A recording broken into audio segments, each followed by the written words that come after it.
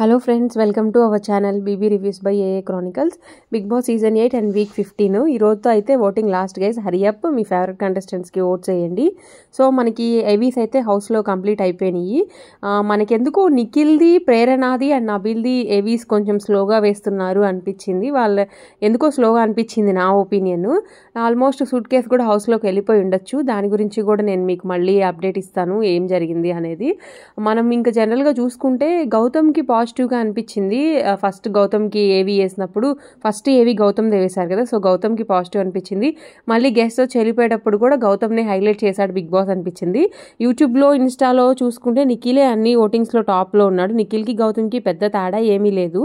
And voting position అయితే ఇట్లా ఉంది ప్రజెంట్. నిఖిల్ టాప్లో ఉన్నాడు. అఫీషియల్లో ఏమైనా జరగచ్చు. ఇవాళతో ఓటింగ్ లాస్ట్ కాబట్టి హరియప్ గైస్, మీ ఫేవరెట్ కంటెస్టెంట్స్కి ఓట్స్ గట్టిగా వేయండి. అండ్ మన ఛానల్ ఎవరైనా కొత్తగా చూస్తుంటే ప్లీజ్ లైక్ చేయండి, షేర్ చేయండి, సబ్స్క్రైబ్ చేసుకోండి.